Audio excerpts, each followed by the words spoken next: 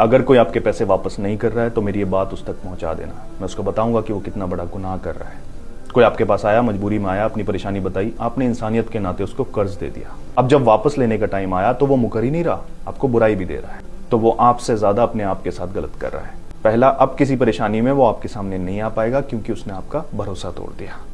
दूसरा, वो हर एक उस इंसान का गुनहगार है जिसकी आप फ्यूचर में मदद करने वाले थे, लेकिन क्योंकि उसने एहसास दिला दिया कि जिसकी मदद करो वही बुराई देता है, आप किसी की मदद नहीं करोगे, तो वो हर एक उस इंसान का गुनहगार है जिसको सच में मदद की जरूरत थी और आपने नहीं की उसकी वजह से। तीसरा और सबसे जरूरी, जिंदगी का कुछ नहीं पता कब धोखा दे जाए, और अगर किसी का कर्ज हम अपने ऊपर लेकर इस दुनिया से चले गए तो कौन भुगताएगा?